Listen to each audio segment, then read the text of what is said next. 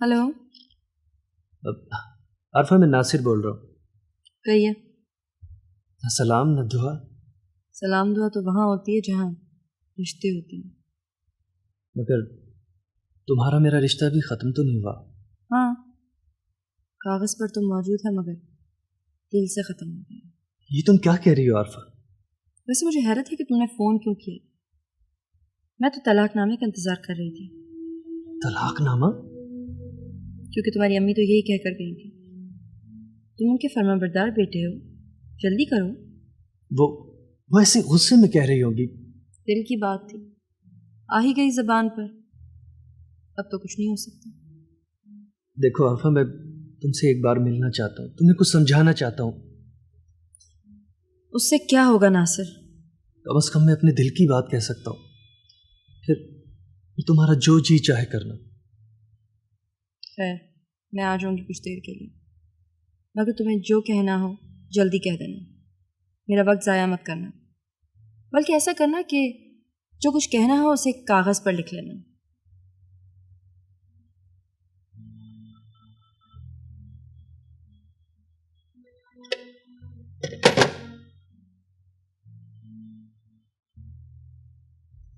साइमा,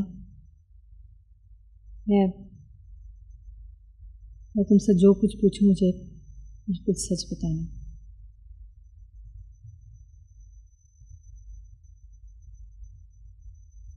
मैंने सुना कि तारिक तुम्हें किसी म्यूजिकल क्लब में ड्रॉप किया करता था। मैंने बहुत मना करती थी सारा आंटी, लेकिन वो मेरी बात ही नहीं सुनते थे। मैं तुमसे ये नहीं पूछ रही, तुम मुझे ये बताओ कि वो क्लब किसका है?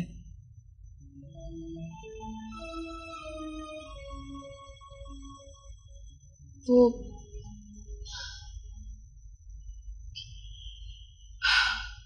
क्लब सफदर का है।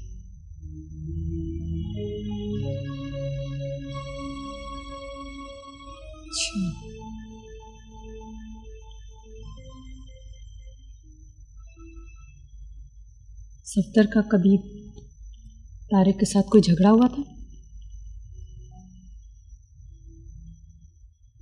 नहीं, लेकिन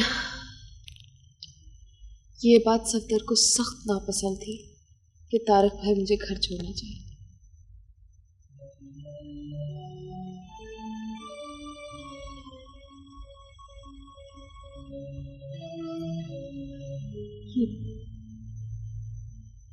ये तुमने क्या किया साइमा?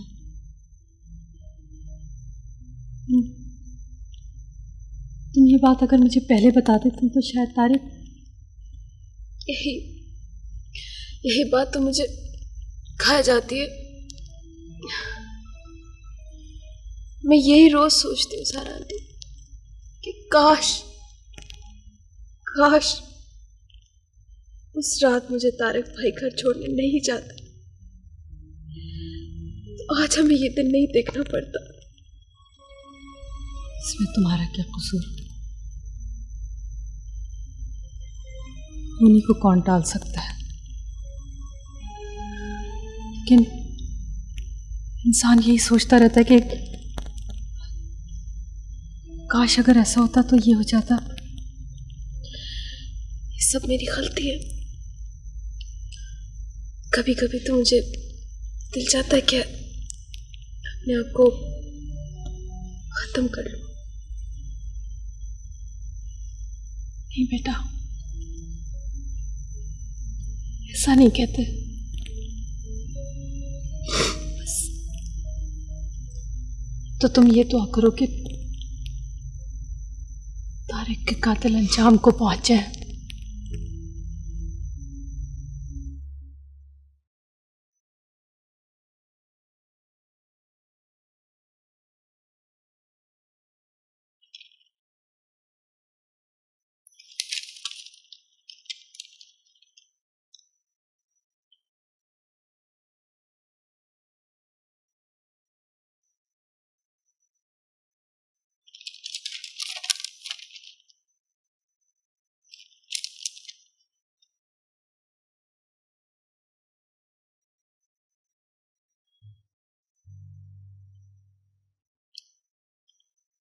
मिस्टर शौकत, तुम डैड बनना चाहते थे?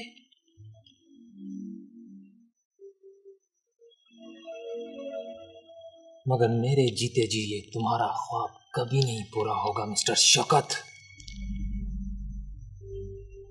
कभी नहीं। डैड सिर्फ डैड थे।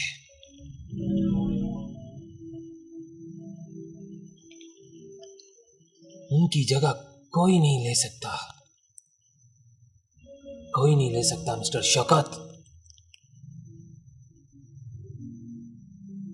यहां तक कि मैं भी उनकी जगह नहीं ले सकता।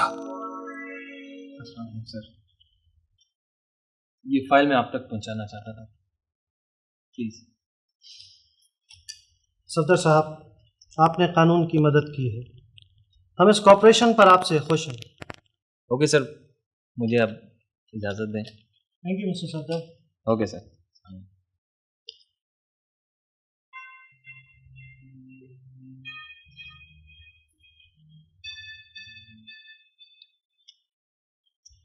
हाँ ठीक है, मैं तुमसे बाद में बात करूँ।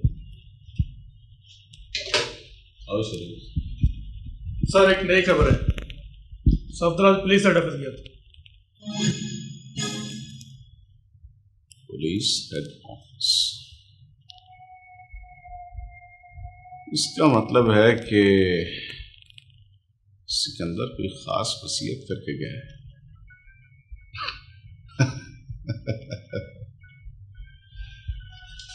खैर, तुम उसी तरह उसकी निगरानी जारी रखो और जितनी जल्द मुमकिन हो सके मेरी ये सीट कंफर्म करवाओ। मैं कुछ दिनों के लिए मुल्क से बाहर जाना चाहता हूँ। बेहतर।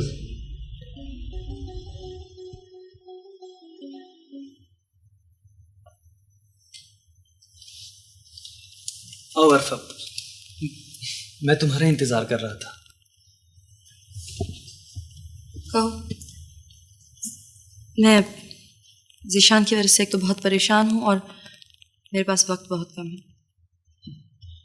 तुमने तो मुझे इस काबिल भी नहीं समझा कि अपने दुख दर्द शेयर कर सको। शायद ज़ीशान को छुड़वाने में मैं भी तुम्हारी कुछ मदद कर सकता। उसको छोड़ो, अपनी कहो। अरफा, मैं सही कह रहा हूँ अरफा कि मैं कमल को तलाक दे चुका हूँ। मगर वो तो कह रही थी कि तुम लोग इंतकाम ले रही है वो हमसे। ठीक, वो तुमसे इंतकाम ले रही है, मगर तुमने मुझसे किस बात का इंतकाम लिया है? हम तुमसे कौन सा इंतकाम ले रहे हैं अरफा? नासिर, शादी तो बहुत नाजुक रिश्ता होता है, एतमाद का रिश्ता, और तुम अपना एतमाद खो चुके हो। बेहतर है कि इस किस्से को यहीं खत्म कर दो। एतमाद का खून तो तुमने भी मेरे किया है अरफा। इल्जाम लगा रहे हो तुम मुझ पर? तुम अगर अपने कजन अहमद जमाल को चाहती थी तो क्यों की मुझसे शादी? अपने आप को भी धोखा दिया और मुझे भी। ये तुम कैसे कह सकते हो? जानना चाहती हूँ? दिखाता हूँ।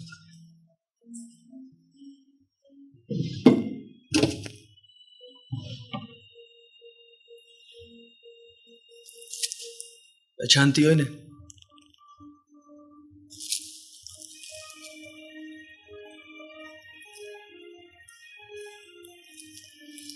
हाँ,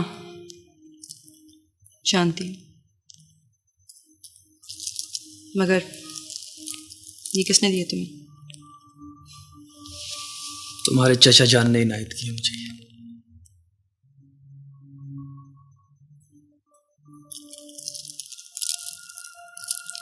ठीक है, मैं जमाल को पसंद करती थी, मगर याद रखो कि वो एक शरीफ लड़की की पसंद था।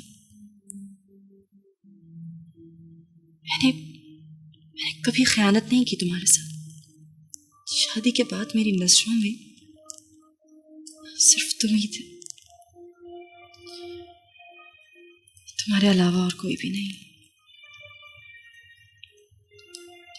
मैं सच्ची थी और सच्ची हूं। तुम सिर्फ एक वकील हो जो बहस करना तो जानती है लेकिन रिश्ते निभाना नहीं जानती।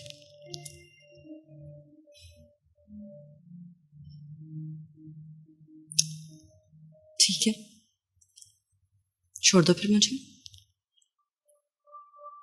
मैं तुम्हें ऐसे नहीं छोड़ूंगा। जिस तरह तुमने मुझे जलाया है उसी तरह मैं भी तुम्हें जलाऊंगा। फिर तुम जलो, मैं अब नहीं आऊंगी।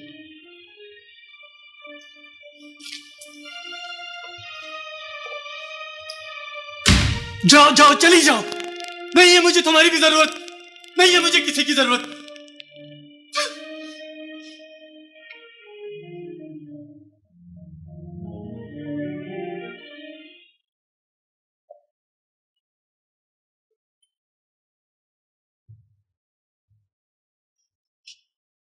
नासिर, बेटा ये क्या हुलिया बना रखा है तुमने? मैं समझी तुम तैयार हो गए होगे, मैं लेट हो रही हूँ बाजार जाने के लिए। नासिर, मैं तुमसे मुखातिब हूँ, उठो तैयार हो। और हंसा बोला करूंगी, क्या तुमने हालत बना रखी है अपनी? मैंने लड़की तलाश कर ली है तुम्हारे लिए। जब वकील साहबा को तुम्हारी शादी का कार्ड मिलेगा तो होश ठिकाने आ जाएगी, सारी वकालत धरी की धरी रह जाएगी। मम्मी, खुदा के लिए बंद कर दे शादियों का सिलसिला। अगर तुम इसे सिलसिला कहते हो तो कान खोल के सुन लो, मेरी जिंदगी में वही होगा जो मैं चाहूंगी।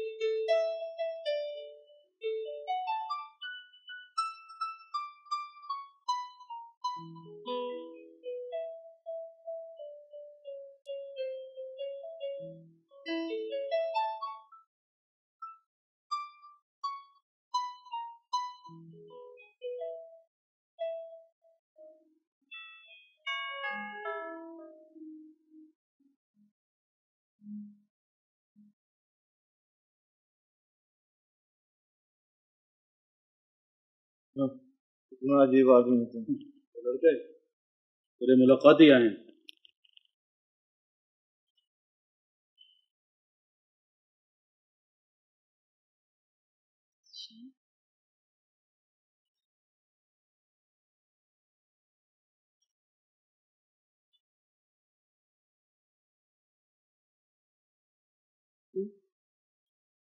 जीशान, इसी दिन के लिए मैं तुम्हें मना करती थी कि दोस्ती अपने बराबर वालों से किया करो।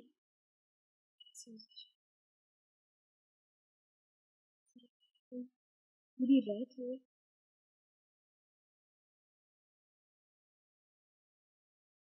मैं क्या करूँ? तो बाबा भी नहीं आते। ये मेरा कोई परवाह नहीं करता मेरी।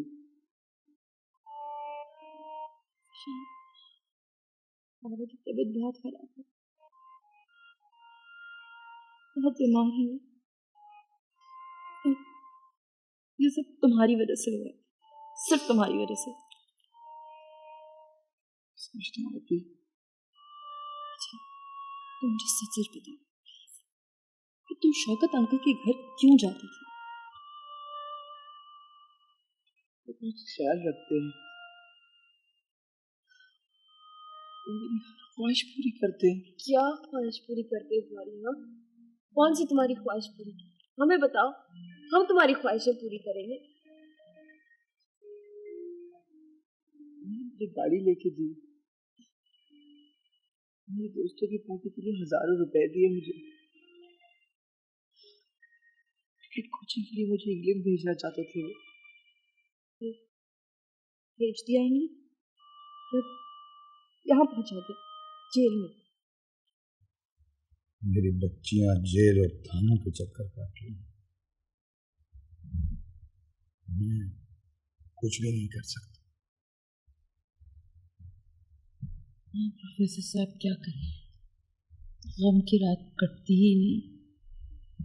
एक अंधेरे के बाद दूसरा अंधेरा।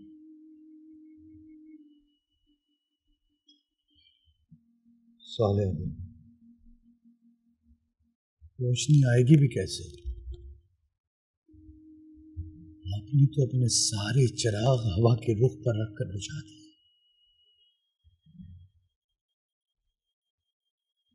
बेटा जेल में है, एक बेटे की शादी नाकाम हो गई, दूसरी बेटी। आग इस घर को ऐसी लगी, सब कुछ जलकर राख हो गया। मैंने आपसे अपनी गलतियों की माफी तो मांग ली है, तो तंग ना करें मुझको। ठीक है सदर साहब, आप वादा माफ दुआ तो बन चुके हैं, लेकिन इसका ये मतलब नहीं कि आप शहर के हर मुअज़्ज़ज़ इंसान को इस तरह इल्ज़ाम लगाते हैं। देखिए राना साहब, ये हकीकत है।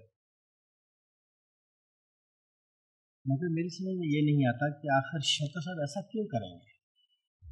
तारिक के कातिल का पता चल गया। कौन हो? डैड का बेटा सफदर।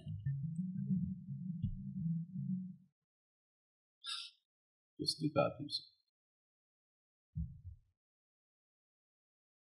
साइमा ने। साइमा झूठ भी तो बोल सकती है। मुझसे वकीलों की तरह बहस मत करो और अपना वादा पूरा करो। मुझे तारिक के कातिल का अंजाम चाहिए। वो बहुत तैयार लड़का है, उसने अपने जुर्म को निशान तक नहीं छुआ।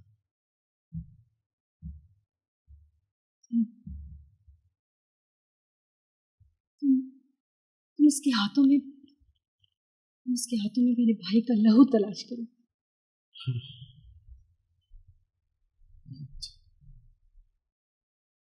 बहुत मुश्किल काम पर लगा रही हो मुझे तो।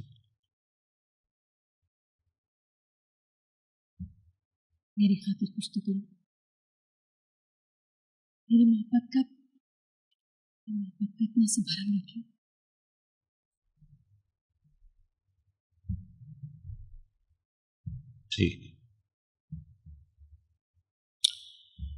ठीक है, तुम मुतमईन हो जाओ। मैं इस दुनिया में रहूं या ना रहूं, लेकिन तुम्हारी मोहब्बत का भरम जरूर रह जाएगा। वक्त गुजरता जा रहा है शहबाज, और हम लोग अब तक कुछ नहीं कर सके।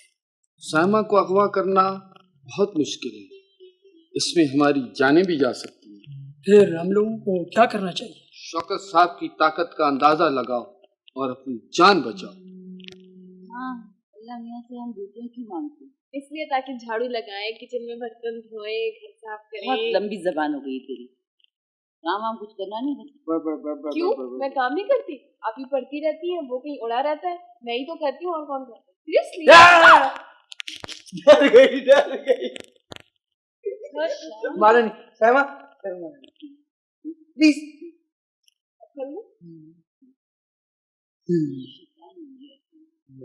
बहुत तंग करने लगा है, बहुत।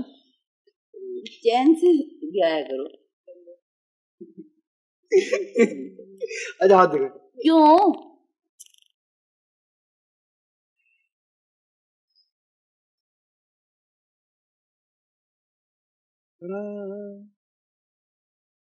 चुरा के लाए? क्या है? ये ये मेरी प्यारी सी अम्मी के लिए। ये कहाँ से आई? देखा देखा मैंने आपसे कहा था ना, ये आपके लिए प्रेजेंट्स कहीं से उठा के ले आता है और आप फौरन मेल्ट हो जाती।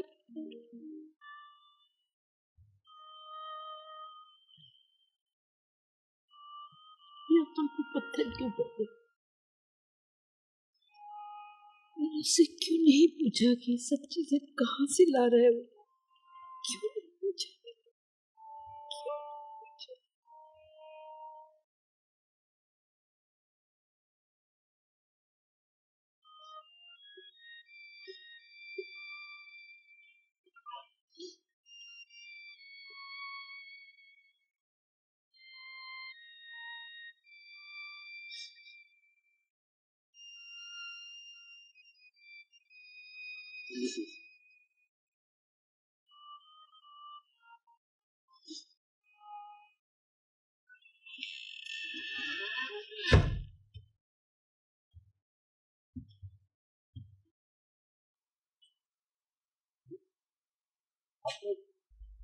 आप तो कहाँ जा रहे हैं?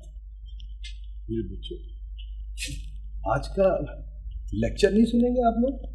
क्या सुने सर, अब आपके पास कहने को कुछ नहीं रहा। सर आपकी आइडियोलॉजी अब पुरानी हो चुकी है। छोड़ें सर, क्या फजूल बात दे बैठे हैं। वैसे भी अब नई नस्ल को नए थॉट्स चाहिए। कुछ भी नहीं बदला, सब कुछ वही है। फिर क्यों चाहिए नए थॉट्स? वही चांद है, वही सूरज है, वही सितारे हैं, वही जमीन और आसमान है। तो कुछ भी तो नहीं बदला। सर इन चीजों को वक्त की दीमक ने चाट लिया है। अब हमें नई जमीन और नया आसमान चाहिए। फितरत के खिलाफ कभी बगावत नहीं करना, वरना तबाह हो जाओ। ये हमारी तहजीब के रंग नहीं है,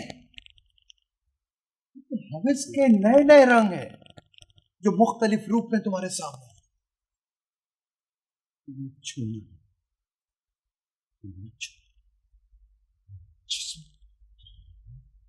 सब कुछ चल जाएगा, कुछ नहीं बचेगा। सर हमें कुछ नहीं होगा, आप अपने ख्यालात के बोसीदा मकबरे को बचाइए। देखिए इसकी दीवारें गिर रही हैं। खुदा हाफिज़।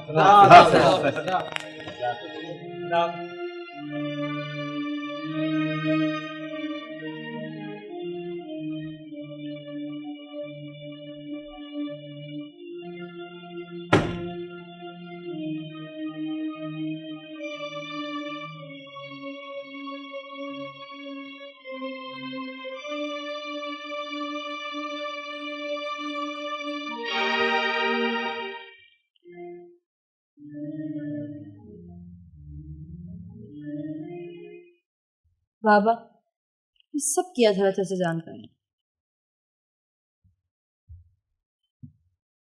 इसमें मैंने बहुत सोचा,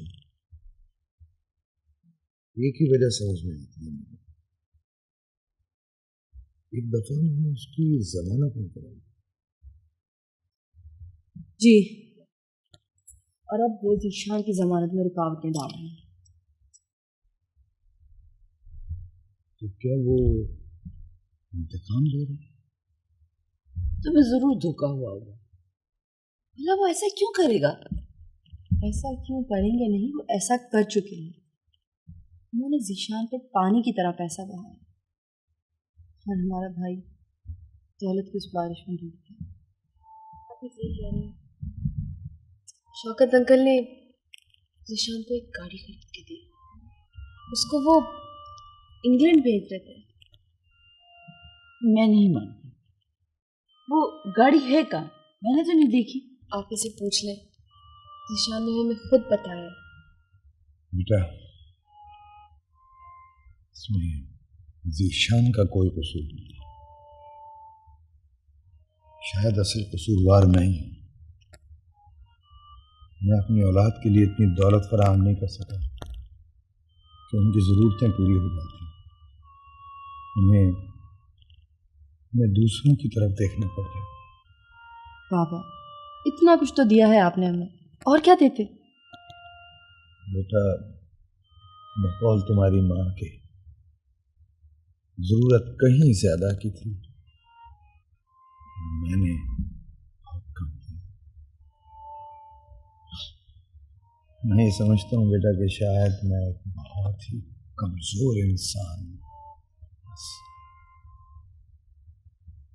आप कमजोर इंसान नहीं हैं।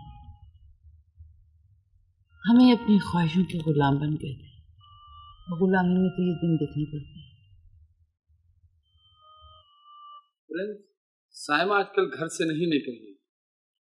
कल वो रास्ते में नजर आई थी, मगर अपनी बहन के साथ थी। तो वो यहाँ कैसे पहुंचेगी? मैं मजीद इंतजार नहीं कर सकता। और वो शौकत साहब की भतीजी। प्रिंस, मैंने महसूस किया है कि कुछ लोग हैं जो हमारा पीछा भी करते हैं। तुम लोग बुज़दिल हो शहबाज, बुज़दिल। मैं साइमा को अगवा करके शौकत के मुंह पर स्याही मलना चाहता हूं। बेटा, कहीं तुमने जल्दबाजी तो काम नहीं किया? नहीं, मैंने बहुत सोच समझ कर फैसला किया। मेरे और नासिर के जहन बिल्कुल नहीं मिलते। लेकिन इतनी सी बात पर रिश्ते तो नहीं तोड़े जाते। मेरे में तन्हा जिंदगी गुजारने का हौसला है।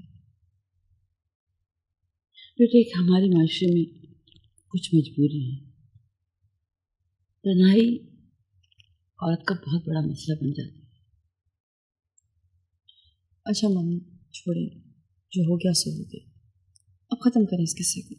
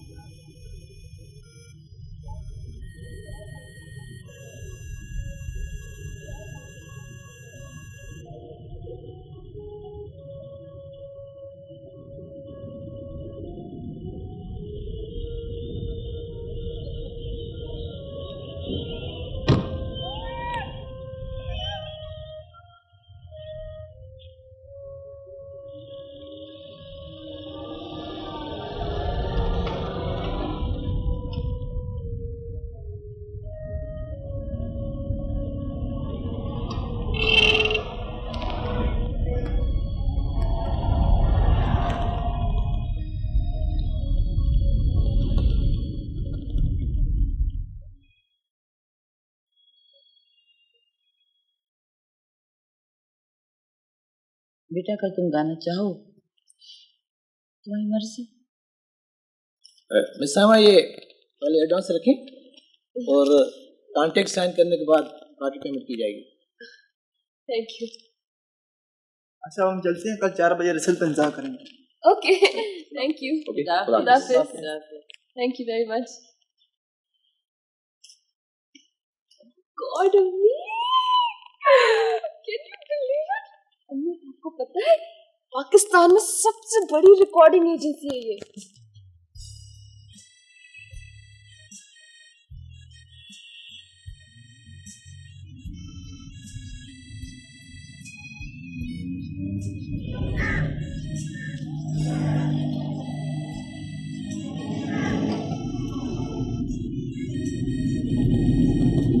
कितना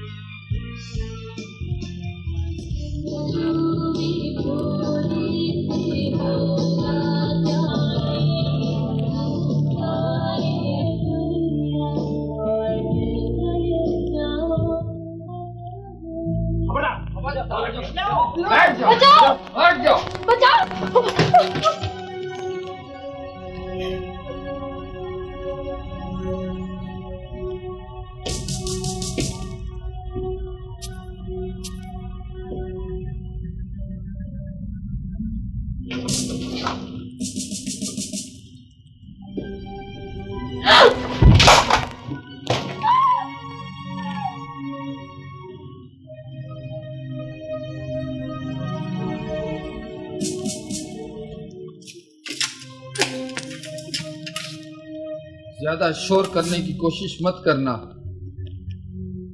यहां तुम्हारी चीखें कोई नहीं सुनेगा।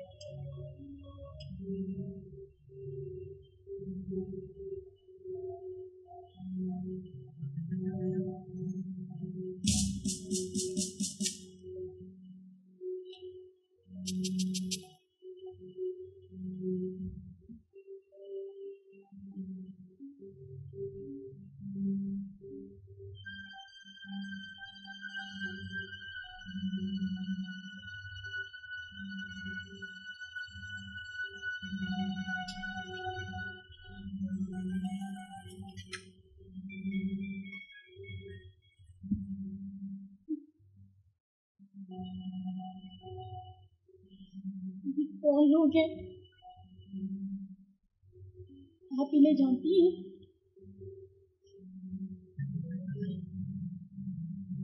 ये हमें यहाँ क्यों ले आए हैं?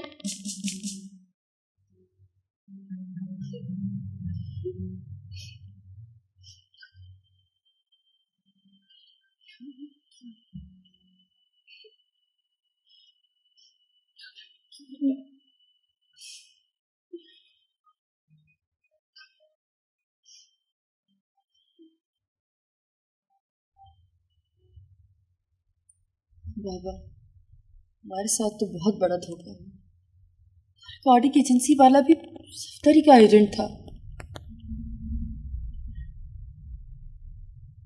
आज तक हम अहले दिल के साथ धोखा ही होता चला आया बेटा। मुझे नहीं पता मेरी बच्ची को बचा ले। किसी ने पुलिस स्टेशन में रिपोर्ट दर्ज कराई है? नहीं। दरवाजा खोलो।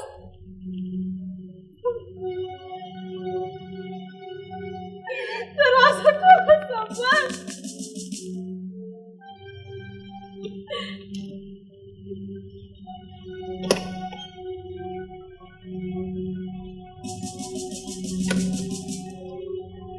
चीखते चीखते थक जाओगी मिस साइमा अली। मेरी इजाजत के बगैर कोई दरवाजा नहीं खोलेगा।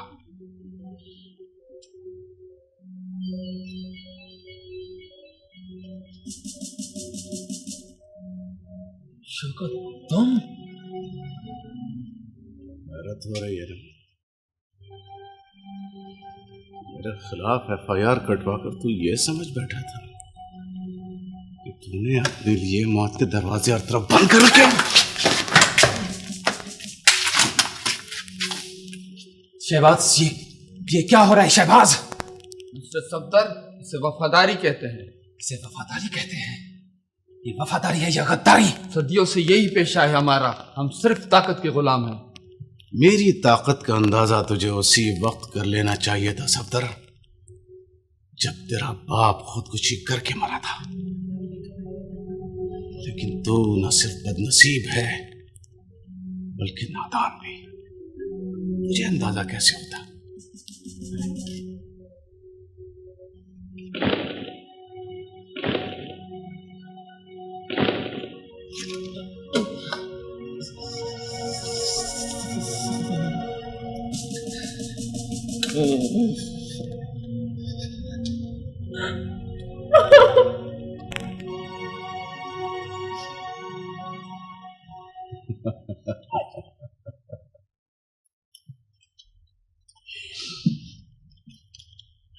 शहबाज। Yes sir. फौरन पुलिस स्टेशन जाकर इकरार जुर्म कर लो। Okay sir. 3-4 महीने से ज्यादा नहीं लगेंगे, तुम बाहर आ जाओगे। जो हुक्म सर आपका। जब तक तुम्हारे बीवी बच्चे मेरी निकल नहीं मिलेंगे। Okay sir. चलो।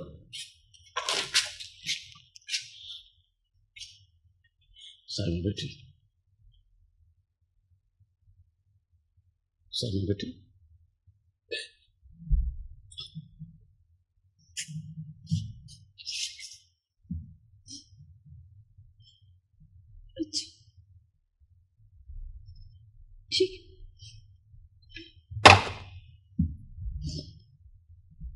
पुलिस स्टेशन से फोन था, वो कह रहे थे सारे शहर में नाकाबंदी कर दी है, मुझे पकड़ जाए, पकड़ा जाएगा।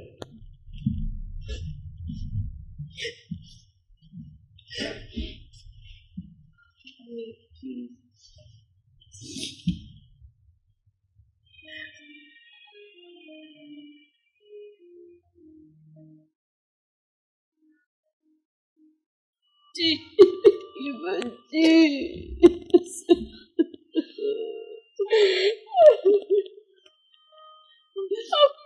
बस बस हमें देखे आगे से आगे।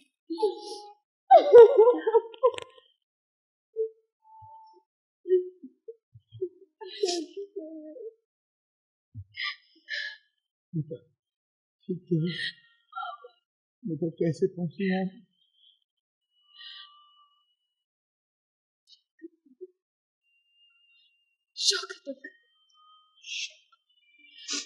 शौकत अंकल, अंदर आ जाए।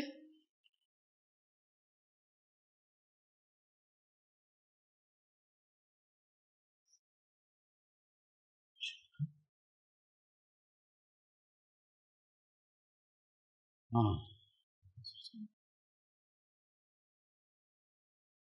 साइमन बेटी को इसका सौतेला चचा लाया है।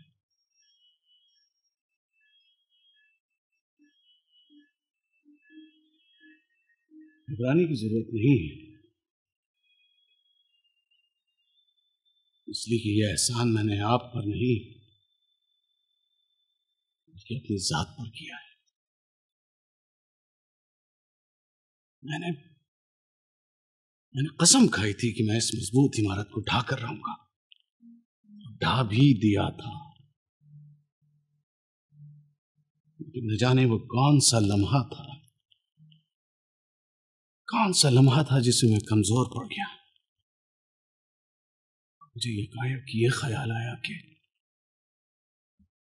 इस इमारत की एक ईंट तो मैं भी हूं।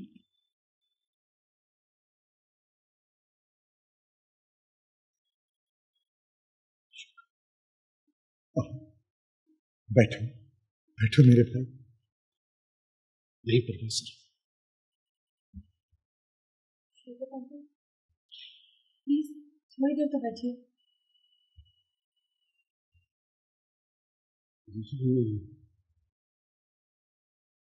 जिशान मियाँ थोड़ी देर में आने वाले होंगे। प्रोफेसर साहब, मैंने आपकी इमारत के तमाम सुतून आपको लगा दिए और आपको माफ भी कर दिया है।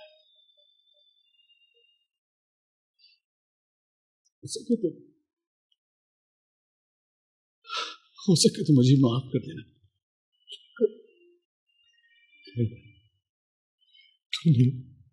तूने पूरी जिंदगी मेरी आवाज कभी नहीं सुनी। आज मेरी आवाज पर रुक जा, बैठ जा मेरे पास मेरे भाई, बैठ जा। थोड़ी देर के लिए प्लीज, थोड़ी देर।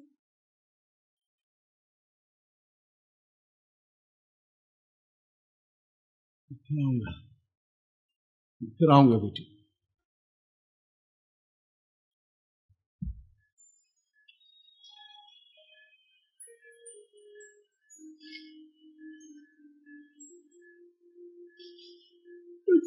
आदमी है ये।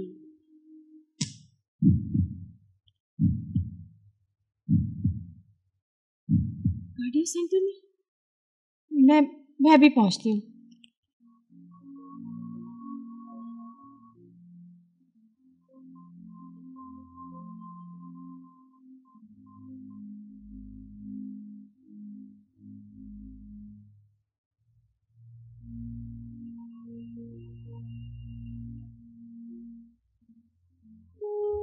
इंसानों के रवैयों और मज़ालिम के रद्द-ए-अमल आई गॉड, मैं ऐसे कभी नहीं बनना चाहता।